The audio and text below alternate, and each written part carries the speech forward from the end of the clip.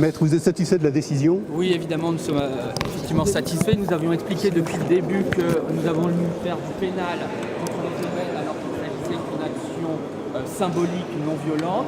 Les juges ont entendu raison, ont expliqué qu'on ne pouvait pas imputer les dégradations matérielles aux Femen et surtout qu'il n'y avait aucun élément intentionnel. Je rappelle qu'elles étaient venues avec des bâtons recouverts de feutrine.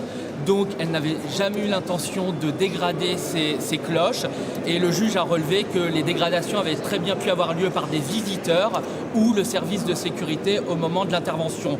D'autre part, les magistrats ont reconnu la culpabilité du service de sécurité de Notre-Dame qui avait agi de façon disproportionnée en interpellant des militantes qui ne présentaient aucun danger pour l'édifice. Voilà.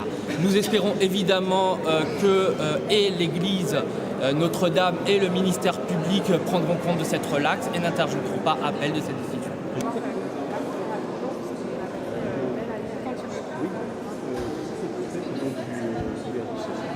Oui, je suis satisfaite, on est toutes satisfaites. Je ne suis pas étonnée plus que ça.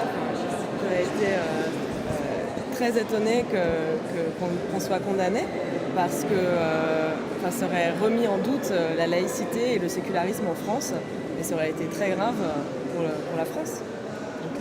Et vous allez continuer les manifestations, y compris dans les églises? Évidemment, tant que l'Église entravera à l'espace public et sera dans l'espace public, on continuera à manifester contre toute forme de religion qui est dans les rues de la République et qui entre dans nos vies, bien sûr.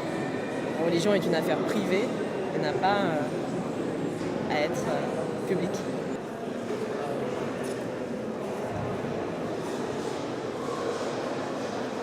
Notre-Dame va nous manquer, on espère les revoir très bientôt. On a passé une magnifique année avec eux, le spectacle était très intéressant, donc on continuera à se battre contre l'Église à Notre-Dame et ailleurs.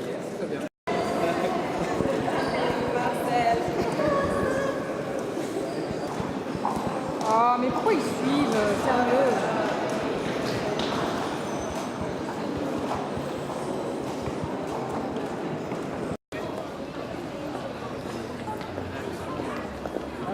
Ouais. Ah bah oui.